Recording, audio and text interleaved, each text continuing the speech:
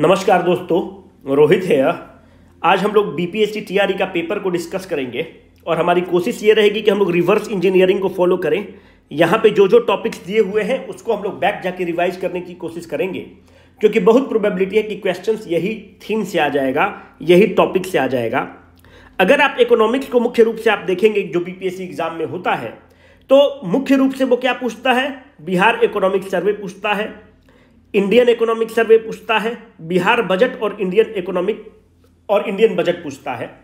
अगर BPSC 8 question पूछता है या 10 क्वेश्चन पूछता है तो 6 क्वेश्चन के आसपास इन टॉपिक से होता है, और 4 क्वेश्चन के आसपास अगर 10 टॉपिक पूछा है तो वो बेसिक सेगमेंट से होता है। तो आज हम लोग ये जो 4 क्वेश्चन है इसको टारगेट करने की कोशिश करेंगे। इकोनॉमिक्स के लिए बीपीएससी में बहुत परेशान नहीं होना है। जो थीम आपको बता रहे हैं इसको आप करने की कोशिश करिए और बहुत अच्छे से हम लोग आज इसको करने की कोशिश करेंगे। चलो, यहां पर देखो, जो बेसिक क्वेश्चन उसको घर पे कर लेना। इसका आंसर की हम टेलीग्राम ग्रुप में दे देंगे और क्वेश्चन को भी डाल देंगे। ये सब आप देखना। आप कुछ कॉमन एरिया देखो जो बीपीएससी खूब पूछता है।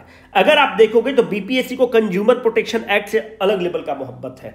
कंज्यूमर प्रोटेक्शन एक्ट का ही ये भी क्वेश्चन है, मतलब अलग लेवल का मोहब्बत है। नेशनल कंज्यूमर डे से देखो, एक पन्ना पे तुमको 3 क्वेश्चन दिख गया। तो पहला हम लोग का काम हो गया कि कंज्यूमर प्रोटेक्शन एक्ट को डिकोड कर लेते हैं, उसके बाद आगे के टॉपिक्स को हम लोग देखने की कोशिश करते हैं। चलो, पहला बात यह है कि कैसे करें इसको स्टार्ट। चलो, कंज्यूमर प्रोटेक्शन एक्ट जो है कब पास हुआ? 1986 में पास होता है। क्यों पास किया जाता है कंज्यूमर प्रोटेक्शन एक्ट को? कि जो हम और आप कंज्यूमर हैं, हमने कुछ सामान खरीदा तो हमको चीटेड महसूस नहीं होना चाहिए। पर कंज्यूमर को इतना सेंटर में क्यों रखा गया है? अगर आप दुकान पे भी जाएंगे तो वहां पर लिखा रहता है कि ग्राहक ही भगवान है, क्योंकि जो पूरा आपका इकोसिस्टम है, जो बाजार का इकोसिस्टम है, उसके सेंटर पे कंज्यूमर है। अगर कंज्यूमर का डिमांड नहीं रहेगा तो प्रोडक्शन नहीं होगा, प्रोडक्शन नहीं होगा तो पूरा इकोनॉमी चौपट हो जाएगा। तो consumer is at the centre of the market force, और इन द इकोनॉमिक्स में कंज्यूमर सेंटर पे है। अगर आप ऐसे भी देखोगे तो जो जीडीपी अपना अगर 100 रुपया होता है तो उस 100 रुपया में से 49 रुपया प्राइवेट कंजम्पशन से आता है। प्राइवेट कंजम्पशन का मतलब होता है कि ग्राहक से आता है, जो हम और आप कंज्यूम करते हैं। इसका मतलब कि अगर 100 रुपया देश की आर्थिक स्थिति है, अगर ताकत है, तो उसमें 49 रुपया हमारा और आपका जो कंजम्पशन है उससे आ रहा है। तो कंज्यूमर प्रोटेक्शन एक्ट पास किया गया। कब पास किया गया? 1986 में। अगर कोई कंज्यूमर कोई आदमी चीट कर देता है, हमने फ्रिज खरीदा और हमको चीटिंग हो गया, तो consumer can approach the court because the consumer is at the AP centre of the economy. तो कंज्यूमर कोर्ट को जा सकता है। उसके लिए उसके पास कौन सा राइट है? उसके पास जो है राइट टू सीक रिड्रेसल है। याद रखना, कंज्यूमर प्रोटेक्शन एक्ट का जो मुख्य आत्मा है कि भाई हमारा एक इशू हो गया है, इस इशू को आप एड्रेस करिए। राइट टू सीक रिड्रेसल है। It is the right of the consumer against the unfair trade practice. जो आप अनफेयर ट्रेड हमारे साथ किए हैं उसके खिलाफ हमको अधिकार है। अनफेयर ट्रेड के खिलाफ है। अगेंस्ट, अगर आपने मुझे एक्सप्लॉइट किया है तो उसके खिलाफ जो हमारे पास राइट है उसको हम कहते हैं right to seek redressal with the consumer protection act gives. Consumer protection act से ही एक और राइट निकलता है कि अब हमको रिड्रेसल तो लेना है। तो रिड्रेसल लेने हम कहां जाएंगे? तो सबसे बड़ी बात है कि अगर हमारा जो सेल और परचेज 50 लाख के आसपास हुआ है या 50 लाख से कम हुआ है तो हम डिस्ट्रिक्ट कोर्ट जाएंगे। अगर 50 लाख से ज्यादा और 2 करोड़ से कम हुआ है तो स्टेट लेवल पर जाएंगे। स्टेट कंज्यूमर कोर्ट बना हुआ है, आप वहां पर जाएंगे। अगर 2 करोड़ से ज्यादा हुआ है, if it is more than 2 crore, then I will directly approach the national consumer court. ये हमको ताकत मिलता है जिसके थ्रू हम अपने इशू को रिड्रेस करवा सकते हैं। That is right to seek redressal my dear friends. उसके तहत अगर आप देखोगे तो एक नेशनल कंज्यूमर डे भी होता है। तो नेशनल कंज्यूमर डे कब होता है? 24 दिसंबर को नेशनल कंज्यूमर डे होता है। तो 2023 का नेशनल कंज्यूमर डे का थीम क्या है? हो ही नहीं सकता, अभी तो दिसंबर में पहुंचे ही नहीं है। तो 24 दिसंबर 2022 में जो थीम था, उसका जो थीम था अल्टरनेट कंज्यूमर, 20 वाला है, मतलब 22 वाला है, अल्टरनेट कंज्यूमर डिस्प्यूट और ग्रीवांस रिड्रेसल। डिस्प्यूट या grievance redressal, sorry, dispute silent करने दो, रिड्रेसल। ठीक है, यहां पे आपको समझ में आ जाना चाहिए। चलो मोबाइल फ्लाइट पर कर दिए थोड़ा, ठीक है। अल्टरनेट कंज्यूमर डिस्प्यूट रिड्रेशन, तो यहां तक आपको अगर क्लियर हो गया तो हम लोग क्वेश्चंस को देखते हैं। देखो कि कुछ बना पा रहे हो क्या क्वेश्चंस को। क्वेश्चन पहला है कि कब हुआ, इसको बना लेना। कब होता है? 24 दिसंबर हो जाता है। Which right does consumer have against the unfair trade practice? Right to seek redressal हो गया, तो करेक्ट आंसर इसका नन ऑफ देम हो गया। इसी तरह से हम बताते चलेंगे कि आप एक बार में सारा चीज को कर लेना है ना। Which among the following option defines the term globalization? Rapid economic integration among the countries, integration of the culture, isolation among the countries, rapid economic integration among the countries हो जाएगा। ये सब इजी क्वेश्चन है, इसको देखना। अभी और भी देखेंगे। Which MNC brought over the small Indian company परख फूड्स? देखो ये बहुत ही फैक्ट नुमा क्वेश्चन है, पर बता देते हैं। परख एक FMCG कंपनी था।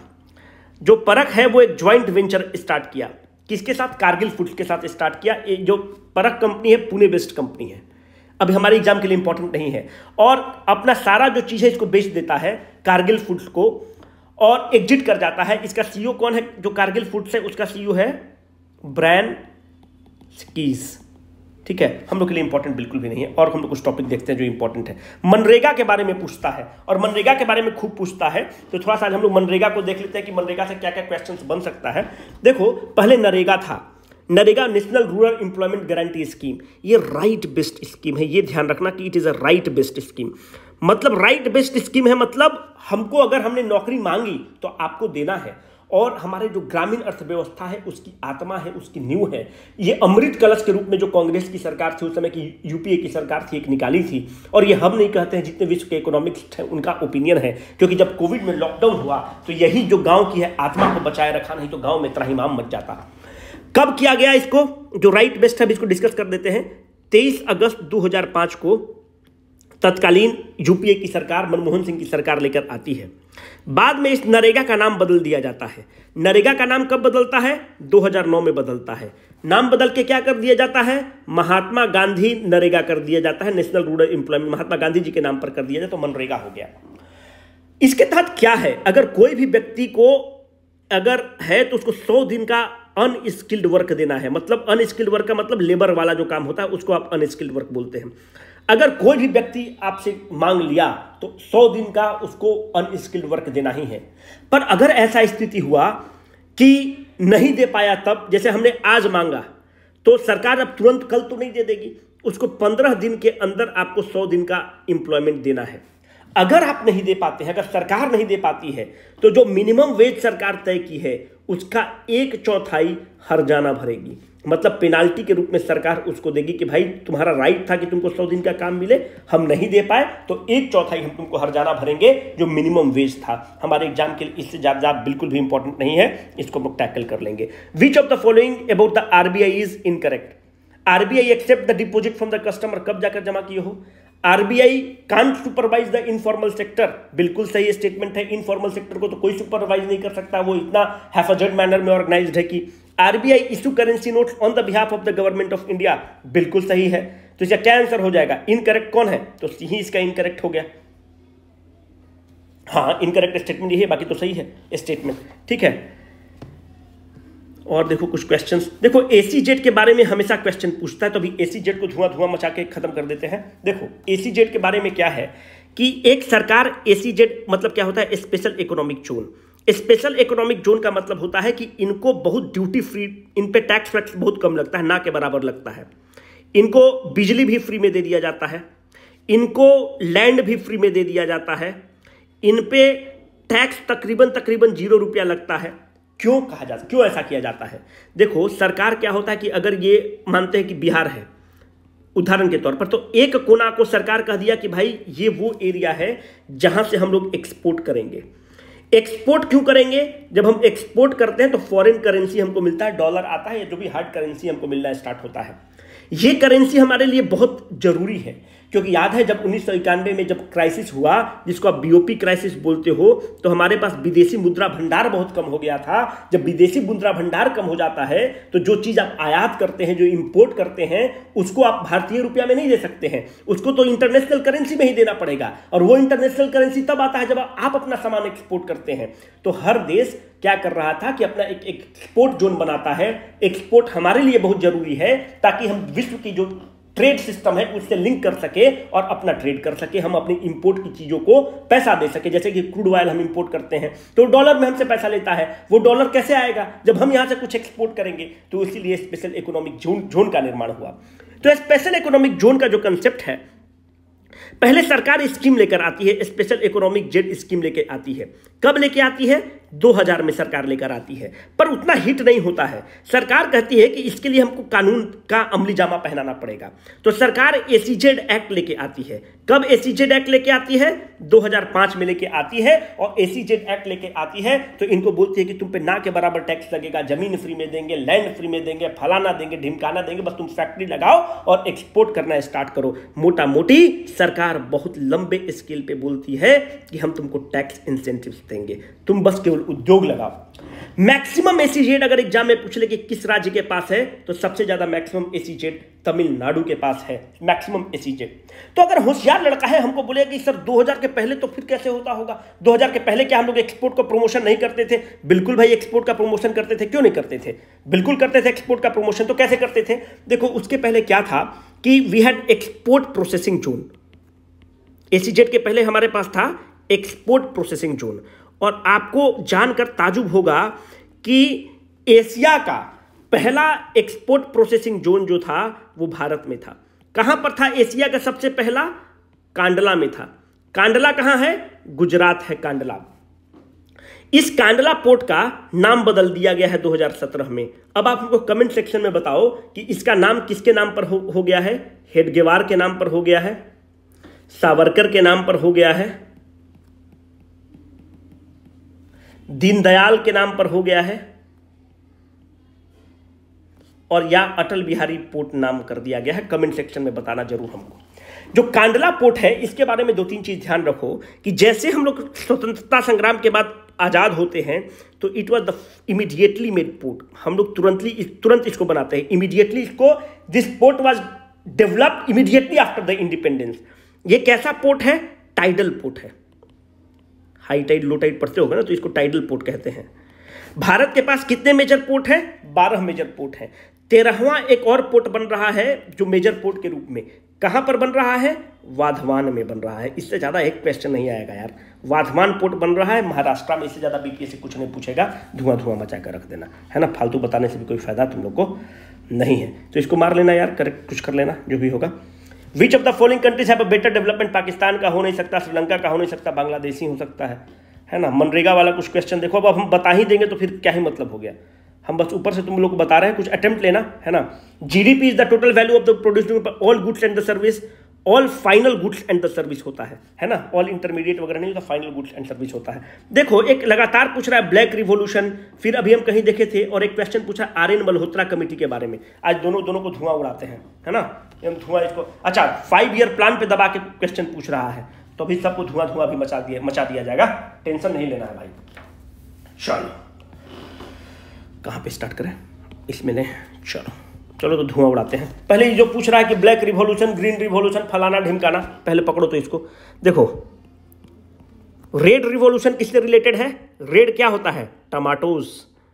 टोमेटो नहीं, टमाटोज बोला जाता है। हम भी नया सीखे हैं, समझे? तो तुमको भी सिखा रहे हैं। टमाटर करते रहते हो। चलो सब हम लोग भी अब फैंसी बनना है। ब्लैक रिवॉल्यूशन किससे रिलेटेड है जी? देखो, ब्लैक रिवॉल्यूशन में दिक्कत क्या होता है कि वो दे देगा कोयला और तुम मार के आ जाओगे कोयला, पर वो है क्रूड ऑयल के लिए, ठीक है, क्रूड ऑयल के लिए है। ब्लू रिवॉल्यूशन किससे संबंधित है? मछली के लिए। पूछ रहा है लगातार, और ये सब लो हैंगिंग फ्रूट है, छोड़ना नहीं है। ग्रे रिवॉल्यूशन किससे रिलेटेड है? हमको अगर लगता है कि यही पूछेगा, फर्टिलाइजर से। इससे ज़्यादा फालतू मत बैठ के चार्ट रटने लगना। अरे हमको ऑप्शन में से छाटना, हम छाट लेंगे। पिंक रिवॉल्यूशन किससे है? अगर प्रॉन के फैन हो तब तो कुछ कहना ही नहीं है, प्रॉन से संबंधित है। और पिंक अनियन होता है, ओनियन नहीं होता है, अनियंस। ये सब हम भी नया सीख रहे हो तो तुम भी सीखो। ओनियन नहीं होता है, अनियंस, ठीक है। और जो फैंसी लोग हैं उसको तो पता ही है भाई, हम लोग गाँव देहात के आदमी हैं। अब देखो 30 सितंबर को परीक्षा है, थोड़ा सा ज्ञान की बातें कर लेते हैं, ठीक है। थोड़ा सा पढ़ लो, जान लगा लो, क्योंकि हमको पता है मैक्सिमम जो तुम लोग लड़का लोग हो, हम लोग का काम क्या है? अगर कोई पूछे कि क्या करते हो, उससे मोहब्बत, इसके अलावा उससे मोहब्बत, नौकरी पेशा, उससे मोहब्बत, उससे मोहब्बत, उससे मोहब्बत। अब बस भाई हमको पता है कि एकदम टूट के मोहब्बत करते हो, जितना मोहब्बत करते हो उसका 50% एफिशिएंसी से, जो रात भर धका धक लाल पीला हरा कर दे रहे हो व्हाट्सएप को, उसका 50% एफिशिएंसी से 18 दिन जो आपका बचा हुआ है उससे जो है ना वर्ड, उससे उसको रिप्लेस कर दो बीपीएससी से। बस इतना में तुम्हारा प्रीलिम्स पास हो जाएगा। हम स्टाम्प पेपर पे लिख के दे रहे, बस वही तन्मयता से उससे मोहब्बत करना है, ठीक है। बस बीपीएससी से कर दो, पास कर जाओगे। चलो, एक अभी उसमें आर एन मल्होत्रा वाला कुछ क्वेश्चन था यार, इंपॉर्टेंट हमको लगा, है ना। The committee of R N Malhotra is related to, correct answer is the insurance sector. इसको धुआं मचाओ। अच्छा, which officer is responsible for controlling the government spending. Planning commission government spending करता है, को कंट्रोल करता है। आरबीआई करेंसी छापता है और रेगुलेट करता है कि ये करता है। फाइनेंस मिनिस्ट्री करेगा। ये सब चवन्नी भर का क्वेश्चन, सब धुआं मचाओ। क्या इस सब में कुछ दम है यार। अच्छा, इस सब को है what was the basis of the first 5 year plan, Harrod Domar model है, इस सब में कुछ है। चलो अभी बताते हैं, चलो करो। तो अब आर एन मल्होत्रा को धुआं मचाएंगे हम लोग। चलो देखो, हुआ क्या कि एक कमेटी बनती है R N Malhotra committee, exam के लिए इंपॉर्टेंट है। आर एन मल्होत्रा कमेटी कब बनती है? 1993 में आर एन मल्होत्रा कमेटी बनती है। आर एन मल्होत्रा कमेटी से पूछता है, इसे ध्यान रखना। आर एन मल्होत्रा कमेटी अपना रिपोर्ट कब देती है? 1999 में मल्होत्रा कमेटी रिपोर्ट देती है। किस चीज के लिए देती है? इंश्योरेंस सेक्टर का पेनिट्रेशन देखने के लिए कि भाई देश में इंश्योरेंस सेक्टर को पेनिट्रेट कराइए, हम लोग को इंश्योरेंस सेक्टर पे काम करने की जरूरत है। ये क्या रिकमेंड करता है आर एन मल्होत्रा कमेटी? ये कह रहा है कि जिस तरह से स्टॉक मार्केट के लिए आपने सेबी बनाया, उसी तरह से इंश्योरेंस सेक्टर के लिए एक ऑर्गेनाइजेशन बनाने की जरूरत है जिसका नाम है insurance regulatory development authority of India, बना दीजिए उसी तर्ज पे। तो भारत सरकार इनके रिपोर्ट को मानती है और IRDAI एक्ट 1999 पास करती है। इस एक्ट के तहत IRDAI को 2000 में स्थापित कर दिया जाता है। इसका हेडक्वार्टर कहाँ है मेरे बंधु? हैदराबाद है। ये इंपॉर्टेंट बहुत है एग्जाम के लिए, ध्यान रखना। इसके अध्यक्ष कौन है? देवाशीष पांडा। पांडा जो टाइटल होता है उड़ीसा में खूब चलता है, देवाशीष पांडा इसके टाइटल है, ये अध्यक्ष हैं। अब ध्यान रखो कि जो LIC क्या है, वो भी इंश्योरेंस ही करता था। LIC कब बनता है? 1 सितंबर 1956 को LIC बनता है। अगर एग्जाम में पूछ दे कि इंश्योरेंस सेक्टर में FDI कितना अलाउड है, तो इंश्योरेंस सेक्टर में बंधु FDI अलाउड जो है वो 74% है। पर इससे इस चीज को हम डिस्कस कर रहे हैं। अगर ये पूछ दे कि LIC में कितना सरकार अलाउ की, तो LIC में सरकार मात्र 20% अलाउ की, because LIC is not like other insurance sector. LIC पर देश की आत्मा है, देश का विश्वास है, तो सरकार 20% से ज्यादा नहीं की। क्यों? अगर LIC कोलैप्स कर जाता है, बाहर का कोई इंडस्ट्री आता है, बाहर का कोई उद्योगपति आकर इसमें पैसा लगाता है, कोई बाहर का फर्म पैसा लगाता है और एक ऐसी स्थिति आन पड़ती है कि ये कोलैप्स कर जाता है, तो सरकार हिल जाएगी, पूरा देश हिल जाएगा। क्योंकि LIC में लोग आंख बंद करके विश्वास करता है, बाकी सबको इंश्योरेंस बेचना पड़ता है, पर LIC लोग ऐसी खरीद लेता है। तो ये याद रखना कि FDI अलाउड है 74%, पर LIC में सरकार कितना अलाउ की है? मात्र 20%। एग्जाम में क्वेश्चन पूछ सकता है और फिर बाद में तुम हमको बोलोगे कि मास्टर साहब आपने बताया नहीं। ठीक है, अब चलो, बार बार अभी तुम लोग का देख रहे थे यार, ये क्वेश्चन था और कुछ देखो, क्वेश्चन ही खोलते हैं ना, सब देखो, अटेम्प्ट करना यार सब जी। क्या पूछ रहा है? When was the NITI Aayog started. अब नीति आयोग के बारे में क्या बताया जाए भाई? नीति आयोग कब स्टार्ट हुआ है? कलम बदलने दो। 1 जनवरी को मोदी जी बोलते हैं कि प्लानिंग कमीशन का हम नाम बदलेंगे, है ना, है तो वही चीज। 1 जनवरी 2015 को नीति आयोग आ जाता है। जो नीति आयोग आता है, ये एक NGO को अपने अंदर चलाता है, उसको रेगुलेट करता है, उसका नाम है दर्पण। एग्जाम में ये पूछ ले कि दर्पण कौन करता है, तो NGO है, वो नीति आयोग के अंतर्गत है। इसके वाइस चेयरमैन कौन है? सुमन बेरी। सुमन बेरी जो हैं बहुत बड़े अर्थशास्त्री हैं, स्पेलिंग देख लो यार, बेरी, सुमन बेरी। इनको क्या है? कैबिनेट मिनिस्टर का रैंक है। अब क्वेश्चन नंबर 1 का तुम्हारा आंसर क्या देना है? 2000, जो उसका नाम चेंज किया, वो जो आपको क्वेश्चन दिया क्या है देख लेना। क्वेश्चन नंबर 1 क्या था? क्वेश्चन नंबर 2 देख लेना। अच्छा, उसमें दिए थे कि कांडला पोर्ट का जो नाम बदला गया है वो किसके नाम पे है। क्वेश्चन नंबर 2 में बताओगे कि नीति आयोग का अध्यक्ष कौन है? चेयरमैन, है ना, chairman, president, prime minister, finance minister और honourable home minister. Question number 1 और 2 का उत्तर दे दो। Vice chairman Suman Berry. इसके चीफ एग्जीक्यूटिव ऑफिसर कौन है? BVR सुब्रमण्यम। छत्तीसगढ़ कैडर के आईएएस ऑफिसर हैं। BVR सुब्रमण्यम। इसके और मेंबर कौन कौन हैं? VK सारस्वत। कहाँ के साइंटिस्ट हैं? DRDO के साइंटिस्ट हैं। दूसरा रमेश चंद्र पॉल, बहुत बड़े एग्रीकल्चर के वैज्ञानिक हैं। अभी आप अगर ये पढ़ते होंगे तो अरविंद बिरमानी सरकार के पक्ष में बहुत लिखते हैं, बहुत बड़े अर्थशास्त्री हैं। अरविंद बिरमानी को भी रिसेंट में ऐड किया गया है। और पल्मेलॉजिस्ट बहुत बड़ा है VK पॉल, एम्स के, वो भी इसके सदस्य हैं। ठीक है, अब इससे बाहर कुछ क्वेश्चंस आपके लिए नहीं बनेगा। By which institution is the poverty line given? NITI Aayog, this national sample survey organisation. Pradhan Mantri Kisan Samman Nidhi योजना कब स्टार्ट हो गया? वो तो 24 फरवरी को स्टार्ट हुआ है भाई, तो नन ऑफ द अबव हो जाएगा। 31। चलो, तुमको प्रधानमंत्री किसान सम्मान ये सब क्या ही बताए, पर चलो। PM किसान में क्या होता है ना कि 2000 रुपया हम लोग देते हैं। कितना इंस्टॉलमेंट में देते हैं? 3 इंस्टॉलमेंट में देते हैं। अभी तुम लोग को होल्ड करना, अभी लास्ट में बताएंगे। प्लानिंग कमीशन के बारे में बहुत क्वेश्चन पूछ रहा है। 3 इंस्टॉलमेंट में 2-2 हजार रुपया देंगे। ये कौन सा स्कीम है? सेंट्रल सेक्टर स्कीम है। मतलब कब पूरा पैसा कौन बियर कर रहा है? Honourable government of India. Central sector scheme है। कब स्टार्ट किया गया था? 24 फरवरी 2019 को स्टार्ट किया गया है। कहां से स्टार्ट किया गया है? बाबा का एरिया से स्टार्ट किया गया है ना? मतलब गोरखपुर यूपी, यहां से स्टार्ट किया गया। और कुछ क्वेश्चन दिखाओ हमको। ठीक है, in India which year was the rail budget merge 17 में मर्ज किया गया है? किस कमिटी के रिकमेंडेशन पर? विवेक देबरॉय कमिटी के रिकमेंडेशन पर। विवेक देबरॉय अभी क्या है? प्रधानमंत्री इकोनॉमिक एडवाइजरी काउंसिल के अध्यक्ष हैं विवेक देबरॉय। ठीक है, देखो इंडिया 13th मेन पोर्ट भी आ ही गया, तो करेक्ट आंसर महाराष्ट्र हो जाएगा। पिंक रिवॉल्यूशन देखो ये कवर हो ही गया। रोबिन हुड इफेक्ट के बारे में पूछ रहा है, तो अभी रोबिन हुड इफेक्ट देख लो क्या होता है। रोबिन हुड इफेक्ट थोड़ा सा डिटेल में तुम लोग को बता देते हैं रोबिन हुड इफेक्ट के बारे में। और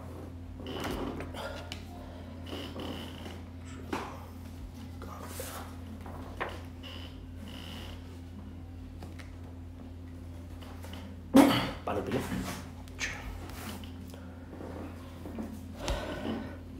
क्वेश्चन है कहाँ जा चला गया पेन? रोबिन हुड, चलो इफेक्ट। देखो रोबिन हुड इफेक्ट में क्या होता है? रोबिन हुड का कंसेप्ट देखो क्या होता है। बेसिकली रोबिन हुड अगर आप अपने एरिया में देखते हो, जैसे अनंत सिंह है, क्या है? रोबिन हुड है ना? कहाँ का है? मोकामा से चुनाव लड़ता है और जेल में से लड़ता है और चुनाव जीत जाता है। तो रोबिन हुड करता क्या है? क्या करता है कि वो गरीब को कभी नहीं तंग करेगा। आप देखिएगा वो गरीब से उसको कोई दिक्कत नहीं है। वो जो मिडिल मैन है, मिडिल लेवल के लोग हैं, उसी का जमीन उमीन कब्जा करेगा और गरीब को हेल्प कर देगा। अगर गरीब का बेटी का शादी है तो 10,000 रुपया दे देगा, 15,000 रुपया दे देगा। तो रोबिन हुड इफेक्ट का जेनेसिस वहीं से होता है। इसमें क्या होता है कि the wealth is taken from the rich, wealth is taken from rich and is distributed to the poor, and is distributed to poor. इसी को रोबिन हुड इफेक्ट करते हो। पर अभी हम लोग के लिए ये इंपॉर्टेंट नहीं है। अब रिच और पुअर का बात आ गया तो तुमसे कुछ हम और बात करना चाहते हैं। देखो, एक तरफ तुम इनकम को प्लॉट करो और एक तरफ पॉपुलेशन को प्लॉट करो।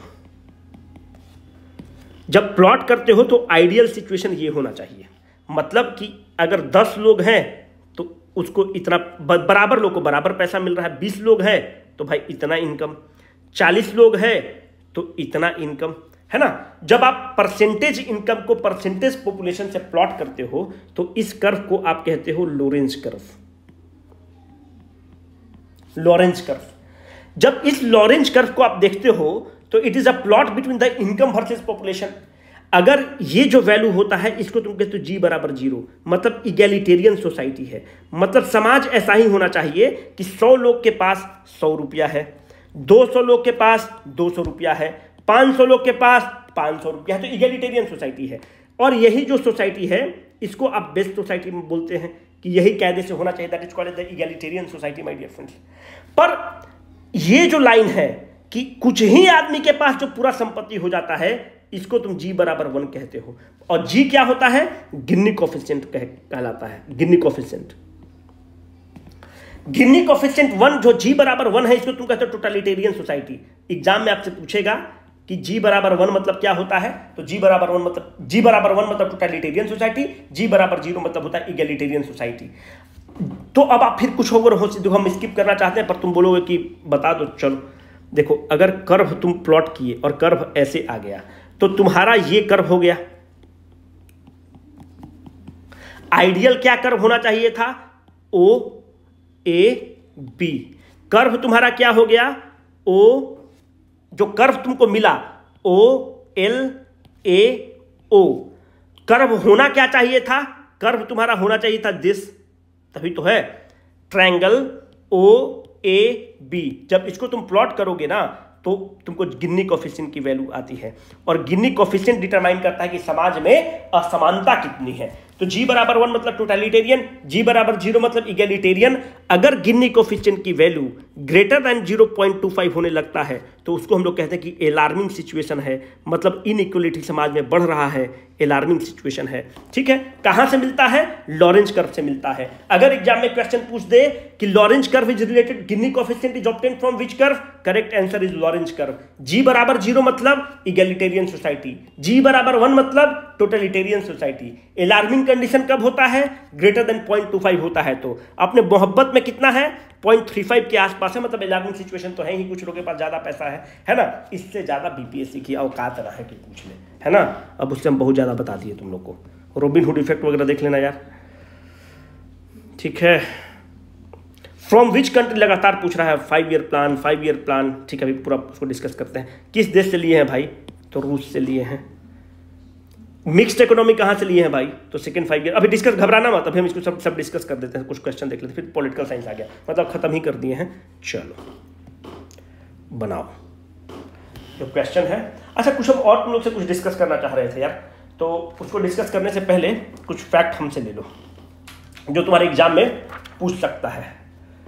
ठीक है, एक तो है कि हम लोग भारत जो है, पहले इन्वेस्टमेंट से आ जाओ।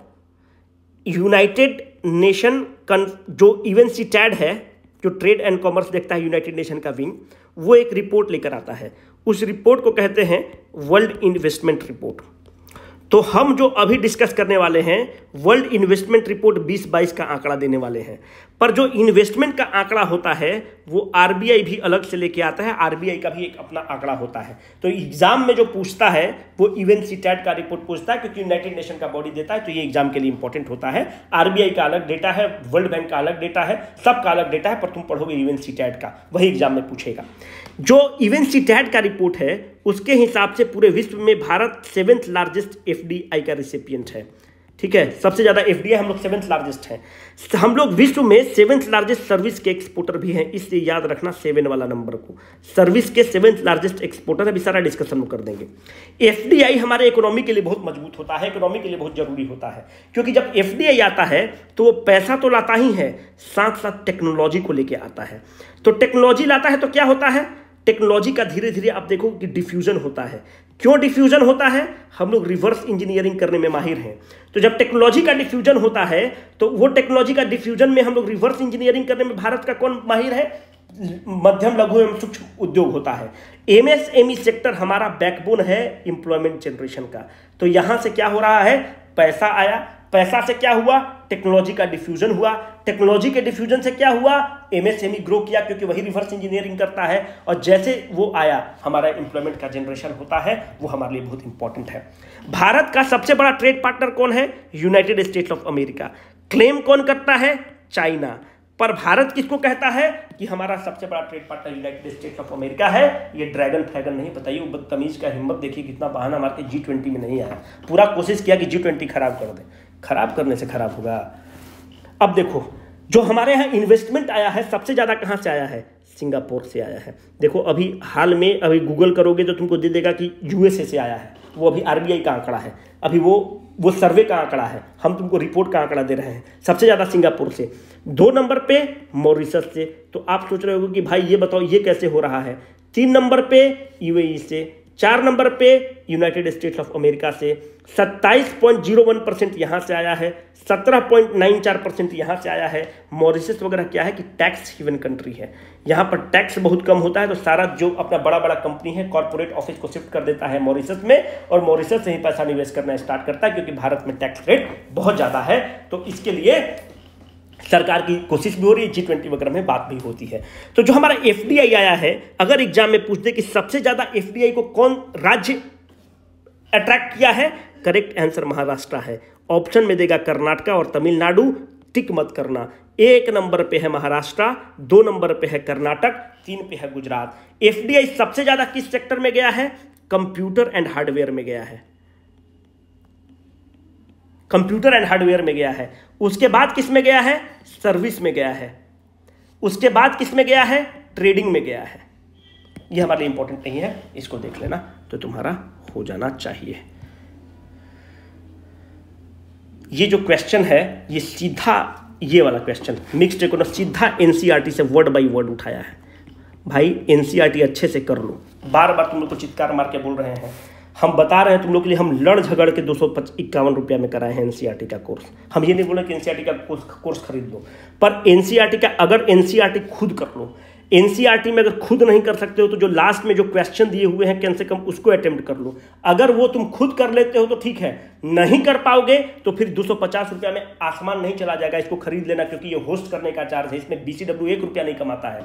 251 रुपया में मिलेगा। NCERT का ले लो, क्योंकि जो पीछे जो NCERT के जितने क्वेश्चन दिए हैं उसको हम लोगों ने एक्सप्लेन किया है। ये क्वेश्चन डायरेक्ट NCERT का है, ये क्वेश्चन डायरेक्ट NCERT का, ओपन मार्केट ऑपरेशंस वाला डायरेक्ट NCERT का, मतलब पीछे से उठाया हुआ क्वेश्चन है।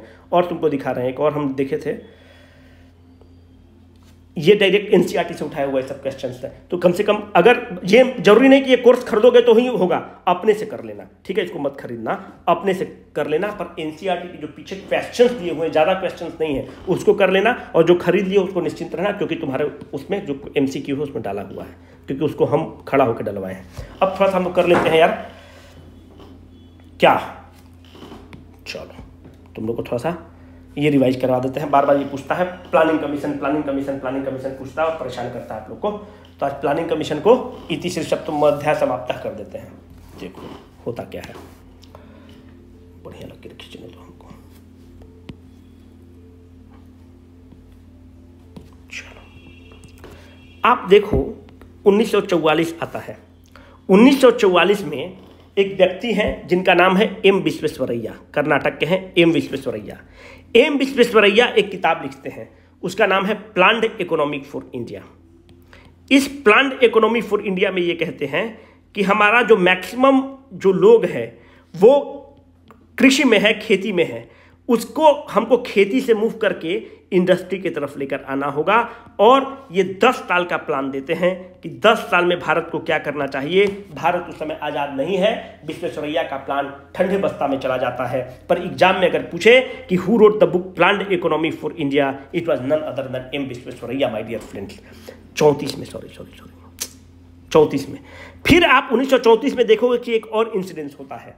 1934 में एक और प्लान आता है, उसको कहते हो फिक्की प्लान। फिक्की जो है ये कब बनता है? 1927 में बनता है। किसके एडवाइस पर बनता है? गांधी जी के एडवाइस पर बनता है। कौन बनाता है? ठाकुर दास और GD बिरला बनाते हैं। गांधी जी के कहने पर उद्योगपति लोग बनाते हैं। तो फिक्की क्या है कि स्वतंत्रता संग्राम में खूब लड़ता है। इसके अभी अध्यक्ष कौन है? सुभ्रकांत पांडा इसके अध्यक्ष हैं, प्रेसिडेंट है फिक्की के। तो फिक्की का भारतीय स्वतंत्रता संग्राम में बहुत बड़ा आंदोलन, बहुत बड़ा हाथ है। जब भी हमारे पंडित नेहरू को, गांधी जी को पैसे की जरूरत पड़ती थी तो फिक्की देता था, क्योंकि सब उद्योगपति उसके साथ थे। तो फिक्की कहता है कि भाई देखिए, एक नेशनल प्लानिंग कमेटी बनाइए। उस नेशनल प्लानिंग कमेटी में आप लोग भी बैठिए, हम लोग भी बैठेंगे, मिलजुल कर एक हम लोग नेशनल प्लान की एक संरचना करते हैं और उसको हम लोग फॉलो करेंगे। तो फिक्की कहता है 1934 में ये बात। इसकी बात को मानते हुए जब 1938 में हरिपुरा सेशन होता है और अध्यक्ष सुभाष चंद्र बोस बनते हैं, तो नेहरू जी के अंदर एक नेशनल प्लानिंग कमेटी बना देते हैं। फिक्की के कहने पर नेशनल प्लानिंग कमेटी का रख देते हैं। तो एग्जाम में पूछता है कि कौन उसके नेतृत्व कर रहे थे नेशनल प्लानिंग कमेटी का, तो पंडित नेहरू उसका नेशनल प्लानिंग कमेटी का कर रहे थे। फिर एक इंसिडेंस आ जाता है 1944। 1944 में देश के 8 बड़े उद्योगपति एक रिपोर्ट लेकर आते हैं। उस रिपोर्ट का क्या नाम है? बॉम्बे प्लान। इससे ज़्यादा कुछ भी नहीं पूछेगा, बस केवल तुम ये डेट याद रखना, चवन्नी भर का उड़ा के फेंक दोगे।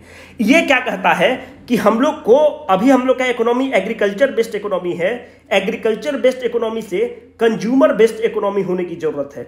जैसे अभी आपको पता है कि प्राइवेट कंजम्पशन 49% कंट्रीब्यूट करता है जीडीपी में, तो इन लोग बोलता है कि एग्रीकल्चर बेस्ड इकोनॉमी से कंज्यूमर बेस्ड इकोनॉमी करने की जरूरत है। We need to shift from the agriculture to the consumer based industry and heavy industries की तरफ हम लोग को मूव करने की जरूरत है। ये कितने जो अपना रिपोर्ट निकालता है बॉम्बे प्लान 8 वॉल्यूम में निकालता है।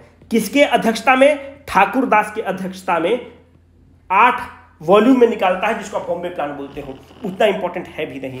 अब 1944 में एक और प्लान आता है, इस प्लान का नाम है गांधीयन प्लान।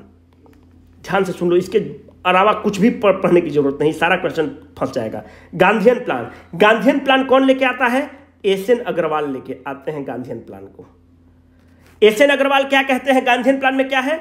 गांधी जी क्या कहते हैं? हमको स्मार्ट शहर नहीं, स्मार्ट गांव चाहिए, हमको सेल्फ सस्टेन्ड विलेज इकोनॉमी चाहिए, कि हर गांव अपने आप में, अगर आप गांव में देखते होंगे कि पहले कारपेंटर को हम लोग भी देखें कि कारपेंटर को होली में पैसा दिला रहा है, दशहरा में पैसा दिलाता है, वो साल भर आपके यहाँ करेगा और उसको साल में एक बार पैसा दिलाएगा। जो नाई है वो घर घर घूम के काम करेगा, उसको साल में एक बार दिलाएगा। अगर उसके बेटी की शादी है, बेटा का शादी, तो पूरा गांव एक बार में देता है। That is called as self sustained village economy my dear friends. वो गांधीयन प्लान है। उसके बाद 44 में हो गया गांधीयन प्लान। उसके बाद 45 में एक और प्लान आता है। 44 तक आ गए, इसको कहते हो पीपल प्लान। ये कौन लेके आता है? देखो, हम बहुत बड़े फैन हैं पीपल प्लान, एम.एन. रॉय के, ठीक है। एम.एन. रॉय का किताब पढ़ना, कुछ किताब तुमको सजेस्ट करेंगे। मनींद्रनाथ रॉय, मनींद्रनाथ रॉय ही हैं जो पहली बार कॉन्स्टिट्यूएंट असेंबली का जिक्र करते हैं। कब जिक्र करते हैं? अगर हमको ठीक से याद है तो 1934 के स्वराज पार्टी के बैठक में डिस्कस करते हैं कि हमारा जो होना चाहिए एक कॉन्स्टिट्यूएंट असेंबली बनाइए। स्वराज पार्टी की बैठक में डिस्कस करते हैं, बहुत बड़े थिंक टैंक हैं। और इसी चीज को 1937 फैजापुर सेशन में कांग्रेस अपना मोटो बनाती है और फिर बोलती है कि कॉन्स्टिट्यूएंट असेंबली का मांग बढ़ने लगता है। फैजापुर सेशन कौन? पहला सेशन है कांग्रेस का जो गांव में हुआ है, रूरल सेशन हुआ है। पंडित नेहरू इसकी अध्यक्षता करते हैं फैजापुर सेशन में। तो पहली बार कॉन्स्टिट्यूएंट असेंबली का जिक्र कौन करता है? मनींद्रनाथ रॉय। और जो कॉन्स्टिट्यूएंट असेंबली बना तो एक व्यक्ति कॉन्स्टिट्यूएंट असेंबली का कितने लोग को रिप्रेजेंट करता था? तो 10 लाख को रिप्रेजेंट करता था। Can be a probable question in your examination my dear friends. तो एम.एन. रॉय पहली बार कॉन्स्टिट्यूएंट असेंबली का भी जिक्र करते हैं और ये पीपल प्लान लेके आते हैं। पर इनका प्लान थोड़ा सा नॉनसेंस है। ये बहुत ही ज्यादा आइडियलिस्टिक आदमी है। बोलते हैं कि सारा चीज को नेशनलाइज कर दो, ए टू जेड चीज को नेशनलाइज कर दो। अब जब नेशनलाइज का बात आया तो 2-3 चीज हमको ध्यान आ गया जो आपके एग्जाम के लिए इंपॉर्टेंट है और आपसे एग्जाम में क्वेश्चन पूछ सकता है। पहला तो तुम हमको ये बताओ कि ग्रीन रिवॉल्यूशन कब स्टार्ट होता है? तो करेक्ट आंसर हो जाएगा 1966। पर कुछ नमूना हमको बोल रहा हो कि सर उस समय थोड़ी स्टार्ट होता है। भाई 1980 में ग्रीन रिवॉल्यूशन पीक करता है, पर ग्रीन रिवॉल्यूशन स्टार्ट होता है 1966 में। बैंक का नेशनलाइजेशन कब होता है? नेशनलाइजेशन ऑफ बैंक 1969 में। और गरीबी हटाओ का नारा इंदिरा जी कब देती हैं? 75 में। पूछता है ये सब, तुमको लग रहा हो कि ऐसी कर रहे हैं टाइम पास, तो गरीबी हटाओ पूछता है एग्जाम में, तो इसलिए इसको सीरियसली लो। हम सीरियसली बात कर रहे हैं, ठीक है। चलो, हाँ, तो ये क्या कर देंगे कि रोड को कर दीजिए, खेती को कर दीजिए, बैंक को कर दीजिए, सारा चीज को नेशनलाइज कर दीजिए। जब आप नेशनलाइज कर देंगे तो सारा चीज पर हक जनता का हो जाएगा और इस तरह से प्राइवेट सेक्टर चला जाएगा। पर एकदम बकवास प्लान है, फालतू प्लान है, एकदम बहुत ज्यादा आइडियलिस्टिक प्लान कर रहे हैं। हमारे एग्जाम के लिए इंपॉर्टेंट है 1950 वाला प्लान। एग्जाम में पूछेगा ये प्लान क्या है? सर्वोदय प्लान। सर्वोदय प्लान को ड्राफ्ट कौन करता है? इसको जयप्रकाश नारायण और जेपी बीपीएससी का फेवरेट एरिया है, इसलिए बता रहे हैं कि पूछेगा कि ड्राफ्ट कौन करता है, तो जेपी करते हैं। इसको प्रेजेंट कौन करता है? विनोबा भावे करते हैं। अब ध्यान आया? इसके पहले जो नए लोग हैं याद रखना, हमने विनोबा भावे पे वीडियो बनाया और एग्जाम में क्वेश्चन पूछेगा विनोबा भावे के बारे में, क्योंकि बीपीएससी का फेवरेट एरिया है। तो विनोबा भावे इसको प्रेजेंट करते हैं, ड्राफ्ट जेपी करते हैं। ये किससे इंस्पायर्ड है? गांधीयन प्लान से इंस्पायर्ड है। एस.एन. अग्रवाल वाला गांधीयन प्लान से इंस्पायर्ड है, पर इसमें कुछ अलग मॉडिफिकेशंस है। ये क्या करता है? ये इसमें मुख्य फोकस लैंड रिफॉर्म पर बेस्ड है। लैंड को कैसे रिफॉर्म करेंगे। और यहीं पर विनोबा भावे लैंड रिफॉर्म का निदान निकालते हैं कि भूदान करने की जरूरत है, जो बड़े बड़े जमींदार हैं इनको भूदान करने की जरूरत है। और इस तरह से भूदान मूवमेंट की जेनेसिस होती है, जो कि हमने आपको विनोबा भावे वाले वीडियो में बता रखा है मेरे बंधु मेरी जान। इससे ज्यादा कुछ नहीं आएगा, इससे ज्यादा जो भी क्वेश्चन आएगा उसको तुम धुआं मचाने की स्थिति में रहोगे। पर और इससे ज्यादा क्या सब 5 ईयर प्लान बताना फिर बहुत ही बोरिंग हो जाएगा। हम एक आध जो इंपॉर्टेंट है बता देते हैं ना, अब हम थक गए हैं, हमसे अब नहीं हो रहा है। देखो फर्स्ट 5 ईयर प्लान आता है,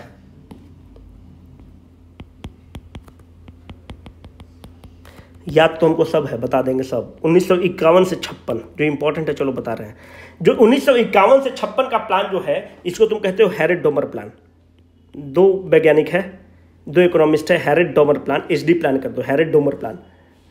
हैरेड डोमर क्या कह रहा है कि एक बार में पूरी अर्थव्यवस्था पे मत फोकस करो। अगर ये है तो एक जो तुम्हारा परिवार में एक व्यक्ति को पढ़ा लिखा कर बड़ा कर दो, ये जो कमी नहीं देगा दूसरी चीज पर इन्वेस्ट करना, और मानते कि इसको बहुत बड़ा तुम सरकारी नौकरी दिला दो, ये जो तनख्वाह लाएगा अपनी मम्मी को देगा, फिर मम्मी बहन को पढ़ाएगी, बहन का अच्छा शादी हो जाएगा।